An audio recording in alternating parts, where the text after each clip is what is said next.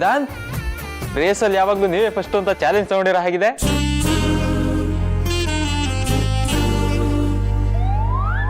ಅಲ್ಲ, ನೀವು ನಮ್ಮನ್ನೇ ಓವರ್ಟೇಕ್ ಮಾಡ್ಬಿಟ್ರಲ್ಲ, ಇದು ಹೇಗ್ ಸಾಧ್ಯ? It's a medical miracle.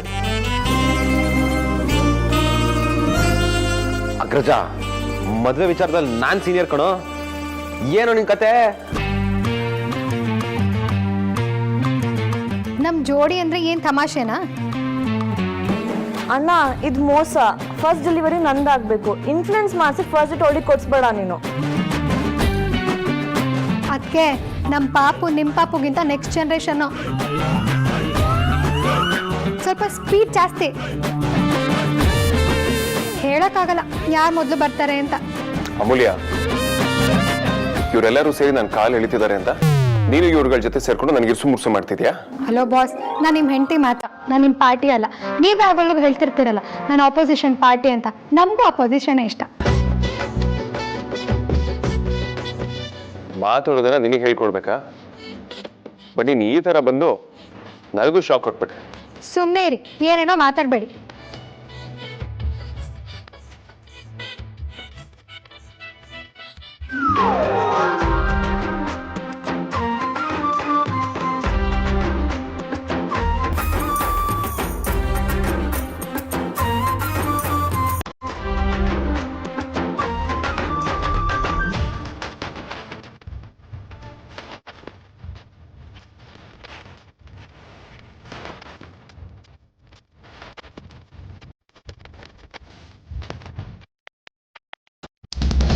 ಇಷ್ಟು ರೊಮ್ಯಾಂಟಿಕ್ ಆಗಿರೋ ಜಾಗದಲ್ಲಿ ಐ ಲವ್ ಯು ವೇದಾಂತ್ ಅಂತ ಹೇಳಿ ನಾನು ಜೋಕರ್ ಆಗದಿದ್ರೆ ಸಾಕು. ಅಲ್ಲ, ನಮ್ಮ ಫ್ಯಾನ್ಸು ಒಂದೇ ಲವರ್ಸ್ ಅಂತವರು ನನಗೆ ಕೊಟ್ಟು ಬಿಲ್ಡಪ್ಗಾದರೂ ನಾನೊಂದು ಮರ್ಯಾದೆ ಇಡಬೇಕು. ತೀರಾ ಅವ್ರ ಹೆಸರಿಗೆ ಮಸಿ ಬಳಿಯೋ ಪ್ರೋಗ್ರಾಮ್ ಮಾಡಬಾರ್ದು. ನಾನು ಯಾರು? ನಾವು ಅವಾಗಲೇ ಹಾಗೆ. ಈಗ ಕೇಳಬೇಕಾ? ಅಮೂಲ್ಯ ಅಂದರೆ ಏನು ತಮಾಷೆನಾ? ರೌಡಿ ಬೇಬಿನಮ್ಮ, ಕಮ್ ಆನ್ ಡಿಯರ್, ನಿನ್ನ ಕೈಲಿ ಇದು ಸಾಧ್ಯ?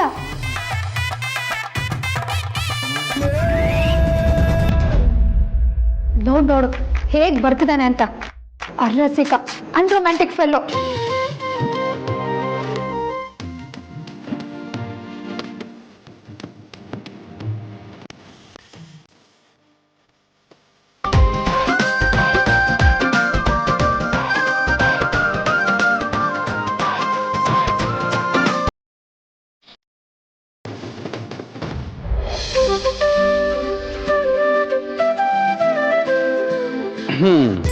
ಅಯ್ಯೋ ಅಪ್ಪ, ನೀವ್ಯಾಕೆ ಬಡಿಸ್ತಿದ್ದೀರಾ? ಇಷ್ಟು ದಿನ ನಾನು ಕೆಲಸ ಅಂತ ಯಾವಾಗಲೂ ಟೆನ್ಷನಲ್ಲಿರ್ತಿದ್ದೆ. ನೀವೆಲ್ಲರೂ ನನಗೆ ಸೇವೆ ಮಾಡ್ತಾಯಿದ್ರಿ. ಈಗ ನಾನು ಫುಲ್ ಫ್ರೀ ಆಗಿದ್ದೀನಿ. ಈಗಲಾದರೂ ನಿಮಗೆ ಸಮಯ ಕೊಡ್ತಾ ನಿಮ್ಮನ್ನು ಚೆನ್ನಾಗಿ ನೋಡ್ಕೊಳ್ಳೋಣ ಅಂತ. ಇನ್ನೊಂದು ಸ್ವಲ್ಪ ಸಾಂಬಾರು ಬಡಿಸ್ಲಾ? ಸಾಕಪ್ಪ. ಅಪ್ಪ, ನೀವು ನಮಗೆ ಟೈಮ್ ಕೊಟ್ಟಿಲ್ಲ, ಚೆನ್ನಾಗಿ ನೋಡ್ಕೊಂಡಿಲ್ಲ ಅಂತ ಯಾರು ಹೇಳಿದ್ದು? ನೀವು ಫುಲ್ ಟೈಮ್ ವರ್ಕ್ ಮಾಡಿದ್ರೆ ನಮ್ಮನ್ನು ತುಂಬ ಚೆನ್ನಾಗಿ ನೋಡ್ಕೊಂಡಿದ್ದೀರಾ. ಊಟ ಮಾಡೋ ಹೊತ್ತಿನಲ್ಲೂ ಫೋನಾ? ಆಮೇಲೆ ಮಾತಾಡೋದ್ರಾಗಲ್ವಾ? ಅಪ್ಪ, ಇಂಪಾರ್ಟೆಂಟ್ ಕಾಲು.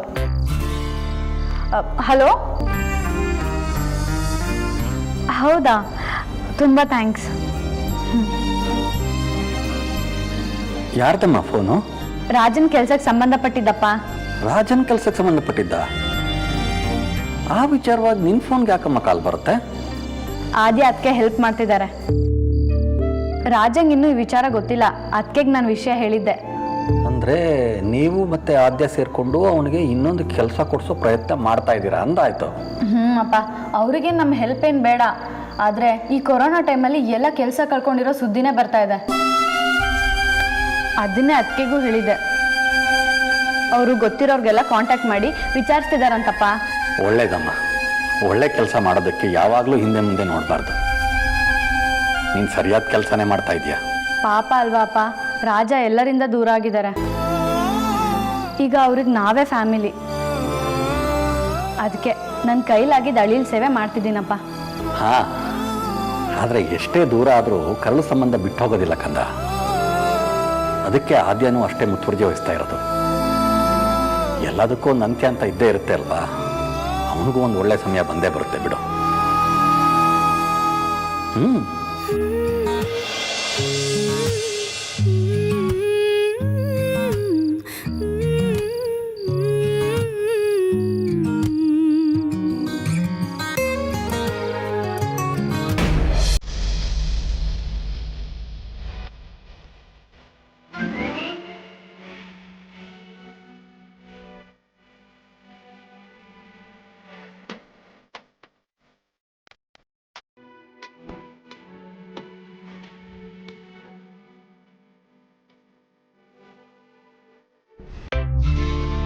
ಇನ್ನೂ ಇಲ್ಲೇ ಇದೆಯಾ? ಸುಜಾತ ಕೈಲಿ ಬೇಗ ಹೋದು, ಅಡ್ಗೆನೆಲ್ಲ ನಾನೇ ಮಾಡಿರೋದು. Oh that's nice. ಬಟ್ ಯಾಕೆ? ಹಾ, ಬೆಳಗ್ಗೆಯಿಂದ ಹತ್ಕೊಂಡಿದ್ದಲ್ಲ, ಗೊತ್ತಾಯ್ತು ಅದಕ್ಕೆ. ಸರಿ ಕುತ್ಕೋ. ಹಾ, ಕುತ್ಕೋದೆ ಸರಿ.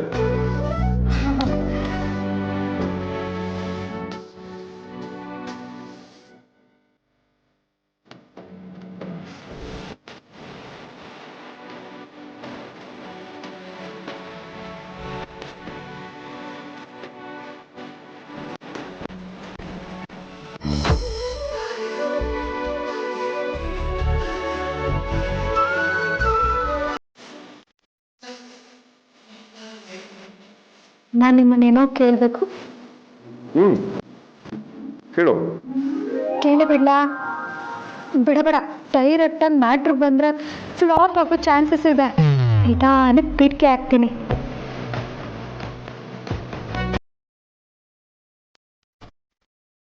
ಕೇಳಬೇಕು ಅನ್ಕೊಂಡು ಹುಡುಗಿ ಮಾತು ನಿಂತೋಯ್ತಾ?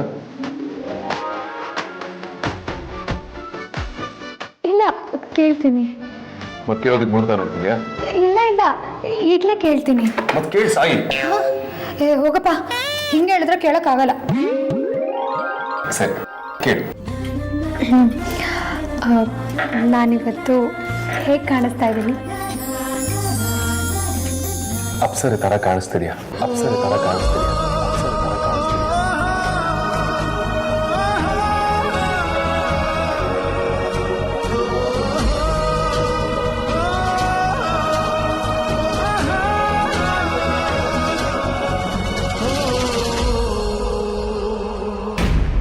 ಹತ್ರ ಬಾ.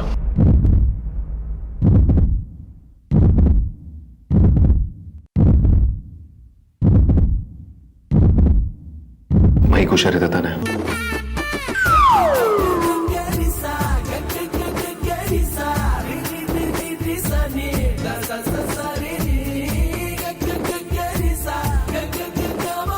ಆಕ್ಚುಲಿ ನಾನು ಆಗಲೇ ಹೇಳಬೇಕು ಅನ್ಕೊಂಡೆ. ಯಾವಾಗಲೂ ಹುಡುಗನಿಗೆ ಹುಡುಗಿ ಬಟ್ಟೆ ಹಾಕಿರೋ ತರ ಕಾಣ್ತಿದೆ, ಬಟ್ ಇವತ್ತೆ ಹುಡುಗಿಗೆ ಹುಡುಗಿ ಬಟ್ಟೆ ಹಾಕಿರೋ ತರ ಇದೆ. ಇರೋದು ಹೇಳಿದ್ರೆ ಅದೇನೋ ಮಾಡ್ತಾರಂತ.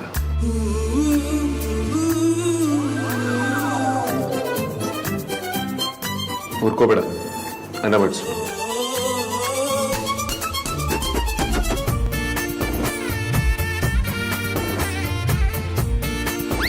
ಸಾಕು ಸಾಕು.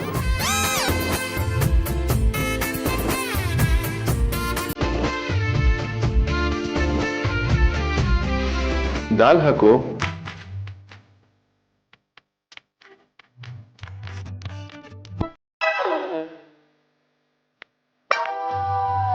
ಚೆನ್ನಾಗಿ ತಿನ್ನು.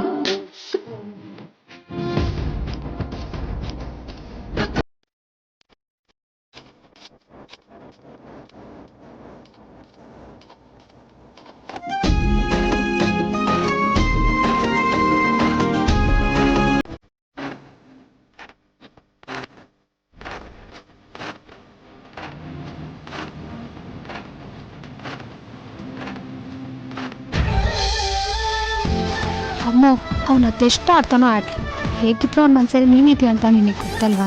ಮನೆಗೊಬ್ಬ ಎಷ್ಟೇ ಹಾರಾಡಿದ್ರು ಮನೆಗೆ ಬರಲೇಬೇಕು. ನೀನೇ ಕಾನ್ಫಿಡೆನ್ಸ್ ಬಿಡಬೇಡ.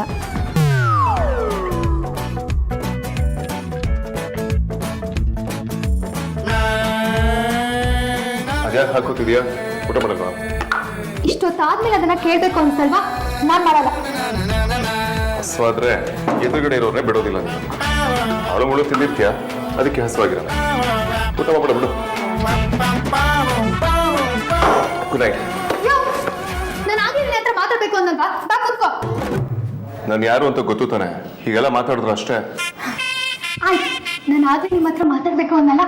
ಬನ್ನಿ ಕೂತ್ಕೊಳ್ಳಿ. ಬ್ಯಾಟರ್.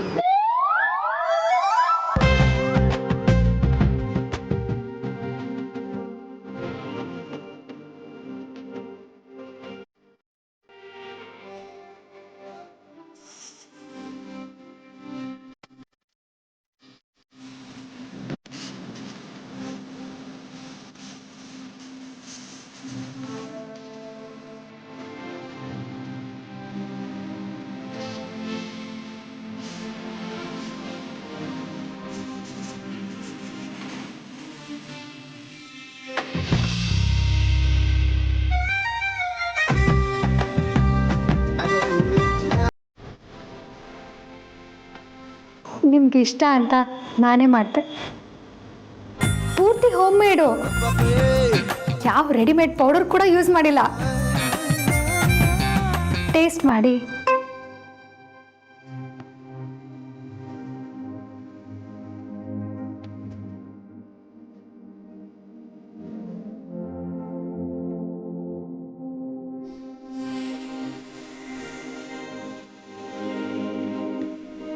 ಸುಳ್ಳೆ ಪುಳ್ಳೆ, ನಿನ್ನೊಳಗೂ ಒಬ್ಬ ರೊಮ್ಯಾಂಟಿಕ್ ಫೆಲೋ ಇದ್ದಾನ.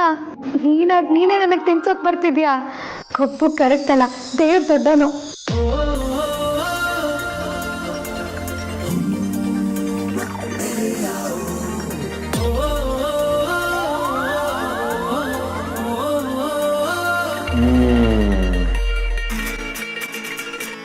Jamun is too good. ಬಂದು ನನ್ನ ಹತ್ರ ಯಾಕೆ ತಂದೆ? ಅದ ಜಾಮೂನ್ ಒಳಗಡೆ ನಿನ್ ಕೂದಲು ಬಿದ್ದಿದೆ ಅಂತ ಅನ್ಕೊಂಡೆ. ಸಿಕ್ತಾ? ಅನ್ಕೊಂಡೆ ಅಷ್ಟೇ, ಆದ್ರೆ ಸಿಗ್ಲಿಲ್ಲ. Thank you.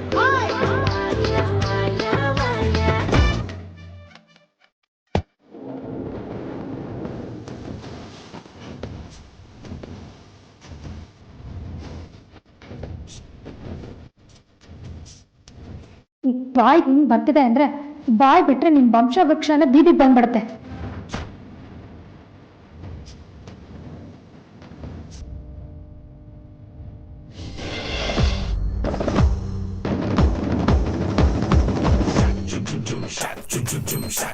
ಜಾಮೂನ್ ಇಷ್ಟ ಆಯ್ತಾ?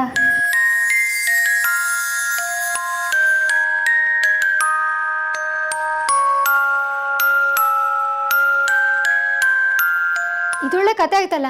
ಇಷ್ಟ ಆಯ್ತಾ ಇಲ್ವಾ ಅಂತ ಹೇಳೋದಕ್ಕೆ ಇಷ್ಟೆಲ್ಲ ಯೋಚನೆ ಮಾಡ್ಬೇಕಾ? ಏನಾದ್ರೂ ಇಷ್ಟ ಆದ್ರೆ ಡೈರೆಕ್ಟ್ ಆಗಿ ಹೇಳ್ಬೇಕು. ಇಷ್ಟ ಆಗಿಲ್ಲ ಅಂದ್ರು ಅಷ್ಟೇ, ಅದನ್ನು ಡೈರೆಕ್ಟ್ ಆಗಿ ಹೇಳ್ಬೇಕು. ಮನ್ಸಲ್ಲಿ ಇಟ್ಕೊಂಡು ಕೊರಗ್ಲೂಬಾರ್ದು, ಕಾಡಿಸ್ಲೂಬಾರ್ದು. ಅದು ಮಹಾ ಪಾಪ. ನೀವು ನಿಜವಾಗ್ಲೂ ಜಾಮೂನ್ ಬಗ್ಗೆನೇ ಮಾತಾಡ್ತಿದ್ದಾಳ ಅಥವಾ? ಹಲೋ, ನಾನು ನಿನ್ನ ಹತ್ರನೇ ಮಾತಾಡ್ತಿರೋದು. ಮನೇಲಿ ಇನ್ಯಾರೂ ಇಲ್ಲ. ಅಥವಾ ನನಗೆ ಕಲ್ಲು ಕಂಬ ಜೊತೆಲ್ಲ ಮಾತಾಡಕ್ ಬರಲ್ಲ. ಎಲ್ಲ ವಿಚಾರಗಳನ್ನು ಹಾಗೆ ಬಾಯಿ ಬಿಟ್ಟು ಹೇಳೋದಿಕ್ಕಾಗಲ್ಲ ಅಲ್ವಾ? ಎಷ್ಟೋ ಸಲ ಎದುರುಗಡೆ ಇರೋರ ಎಕ್ಸ್ಪೆಕ್ಟೇಷನ್ಸ್ ಏನಿರ್ತದೆ ಅಂತ ತಿಳ್ಕೊಂಡು ಅದ್ರ ಪ್ರಕಾರ ಮಾತಾಡ್ಬೇಕಾಗತ್ತೆ. ಅಂದ್ರೆ ಜಾಮೂನ್ ಚೆನ್ನಾಗಿಲ್ಲ ಅಂತನಾ? ನಾನು ಹಾಗೆ ಹೇಳಿಲ್ವಲ್ಲ. ಹಾಗಿದ್ರೆ ಜಾಮೂನ್ ಚೆನ್ನಾಗಿದೆ ಅಂತನಾ? ನಾನು ಹಾಗೂ ಹೇಳಿಲ್ವಲ್ಲ. ನೀವು ಕಂಡಸ್ರೆ ಹಿಂಗೆ ಯಾವ್ದು ಕ್ಲಾರಿಟಿ ಅನ್ನೋದೇ ಇರಲ್ಲ. ಸುಮ್ನೆ ಕೊಂಕಣ ಸುತ್ತಿ ಮೈಲಾರಕ್ ಬರ್ತೀರಾ. ಇರೋದ್ನ ಇರೋ ತರ ಹೇಳಿದ್ರೆ ನಿಮ್ಗೇನ್ ಪ್ರಾಬ್ಲಮ್ ಅಂತೀನಿ. ನೀವ್ ಹೆಂಗಸ್ರೆ ಕಡಿಮೆ? ಯಾವಾಗ್ಲೂ ಗಂಡಸ್ರೆ ಫಸ್ಟ್ ಸ್ಟೆಪ್ ಮುಂದೆ ಇಡ್ಲಿ ಅಂತ ಎಕ್ಸ್ಪೆಕ್ಟ್ ಮಾಡೋದು ಯಾಕೆ? ಅಷ್ಟಿಷ್ಟ ಇದ್ರೆ ತಾವೇ ಮುಂದೆ ಇಡ್ಬೋದಲ್ವಾ?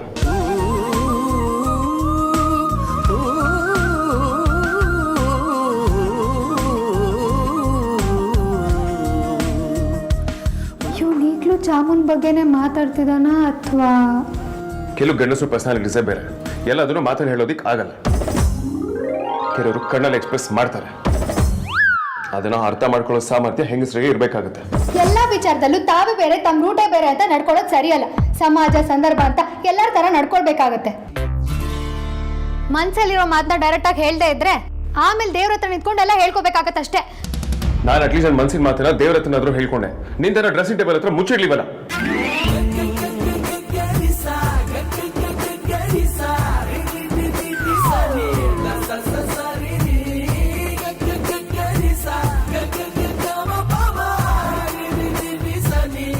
ಅಂದ್ರೆ ನಾನೇನು ಇಷ್ಟಪಡ್ತೀನಿ ಅಂತ ನಿನಗೆ ಗೊತ್ತಾ ಬಚಾರಿ?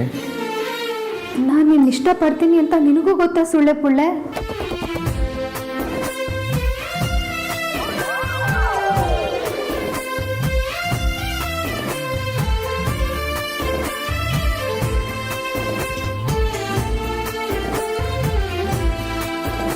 ಅದೇನೋ ಕಣ್ಣಿನ ಮಾತು ಅರ್ಥ ಮಾಡ್ಕೋಬೇಕು ಅಂದಲ್ಲ, ಅದು ಹೆಂಗಸರು ಮಾತ್ರ ಕಲಿಯೋದಾ, ಗಂಡಸರು ಕಲಿಬಾರ್ದಾ? ನೀನ್ ಕಲ್ತಿಲ್ವಾ? ನಾನೇ ಸೀರಿಯಲ್ ಹೀರೋನ, ಅರ್ಧ ಗಂಟೆ ಹೀರೋ ನೋಡ್ಕೊಂಡು ಅವಳೇನು ಅನ್ಕೊಂಡಿರ್ಬೋದು ಅಂತ ಅರ್ಥ ಮಾಡ್ಕೊಳ್ಳೋದಕ್ಕೆ. ಸಾಕು ಸುಮ್ನಿರಪ್ಪ, ಕಣ್ ಸಣ್ಣ ಬಿಟ್ಟಾಕೋ. Reaction observation ಸತ್ತೋಗ್ಲಿ. ತೀರಾ ಬಾಯಿ ಬಿಟ್ಟೆ 2-3 ಸಲ ಹೇಳಿದಲ್ಲ, ಅದಕ್ಕೂ ಲೆಕ್ಕ ಇಲ್ವಾ?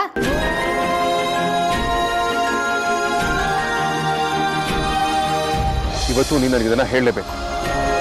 ನನಗೆ ಕನ್ಫ್ಯೂಷನ್ ಸೆಟಲ್ಲಿ ಬದುಕೋದಕ್ಕೆ ಆಗೋದಿಲ್ಲ. ಹೇಳ ಮೂಲ್ಯ, ಹೇಳು, ಯಾಕೆ ಹೀಗಾಡ್ತಿದ್ಯಾ ಹೇಳು.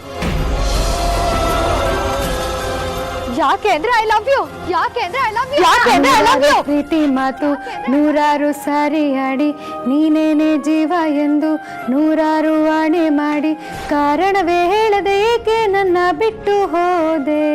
ನೀನೆಲ್ಲೇ ಹೋದರು ಏನು, ನೀ ನನ್ನ ಮರೆತರು ಏನು, ನೀನೇನೆ ಮಾಡಿದರೇನು, ನಿನ್ನನ್ನೇ ಮರೆಯುವೆಯೇನು, ನಿನ್ನಲ್ಲಿ ನಾನು ಅವಿತು ಕುಳಿತಿಲ್ಲವೇನು. I love you, I love you, I love you, I love you. ಬಾಯಿ ಬಿಟ್ಟು ಹೇಳಿದನ್ನ ಕೇಳಿದಾಗ ಎಲ್ಲರಿಗೂ ಆಶ್ಚರ್ಯ ಆಗುತ್ತೆ.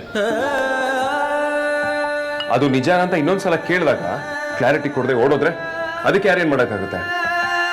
ನೀನೇ ಹೇಳಿದ್ಯಲ್ಲ ಎದುರುಗಡೆ ಇರೋರ್ ನಿರೀಕ್ಷೆ ಏನು ಅಂತ ಅರ್ಥ ಮಾಡ್ಕೊಂಡು ಮಾತಾಡ್ಬೇಕು ಅಂತ. ಬಾಯ್ ತಪ್ಪ ಹೇಳಿದ್ದೆ ಸಾಕು ಅಂತ ಅದನ್ನೇ ಹಬ್ಬ ಮಾಡ್ತಾನೆ ಅಂತ ಅನ್ಕೊಂಡ್ರೆ ಬೆಪ್ತಟ್ಟಿ ತರ ಏನಂದೆ ಅಂತ ಕೇಳಿದ್ರೆ ಹೇಳೋರ್ಗೆ ಅವ್ರ ನಿರೀಕ್ಷೆ ಬೇರೆ ಏನಾದ್ರು ಇತ್ತ ಅಂತ ಡೌಟ್ ಬರಲ್ವಾ? ಅಷ್ಟಕ್ಕೂ ಕೇಳಿಸ್ಕೊಳ್ಳೋ ಕಣ್ಣಲ್ಲಿ ಪ್ರೀತಿ ಕಾಣಿಸಿದ್ರೆ ಧೈರ್ಯ ಬರುತ್ತಪ್ಪ. ಅದು ಬಿಟ್ಟು ಕೋಪ ಮುಂಗೋಪ ಸೀರಿಯಸ್ನೆಸ್ ಇದ್ರೆ ಒಳಗಿನ ಭಾವನೆ ಹೇಗೆ ಅರ್ಥ ಆಗ್ಬೇಕು? ಜಗತ್ತಲ್ಲಿ ಇರೋದೆಲ್ಲ ಅರ್ಥ ಆಗುತ್ತೆ, ಇದು ಅರ್ಥ ಆಗಲ್ವಾ?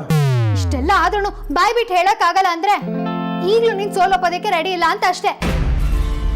ಸೋತು ಗೆಲ್ಬೇಕಾಗಿರೋ ಜಾಗದಲ್ಲೂ ಗೆಲ್ಲೋದೆ ಮುಖ್ಯ ಅಂತ ಅನ್ಕೊಂಡ್ರೆ ಅದು ಸೋಲೇನೆ.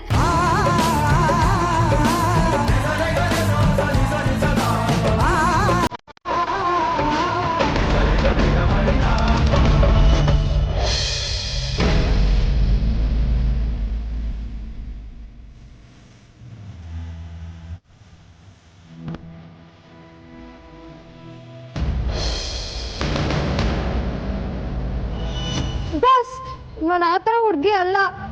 ಡ್ಯಾಮೆಟ್, ಯಾಯಿ ಬಿಡ್ತೀಯ ನಿಂಗೆ ಗೊತ್ತಿನ ಏನು ಡ್ರೆಸ್ ಸಿಕ್ಕಾಕೊಂಡಿದೆ ನೋಡು.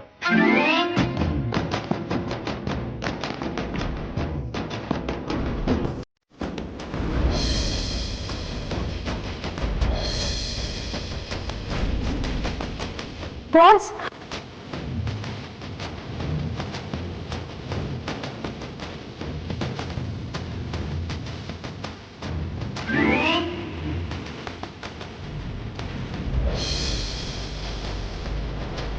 ಎಲ್ಲಾನು ಹೇಳಾದ್ಮೇಲೂ ಕಮಕ್ ಕಿಮಕ್ ಅಂದೇ ಇರೋನು ಸೆರಗಿಡ್ಕೊಳ್ತಾನೆ ಅನ್ಕೊಳ್ಳೋದಕ್ಕೆ ಇದೇನು ಸೀರಿಯಲ್ ಕೆಟ್ಟೋಯ್ತಮ್ಮ.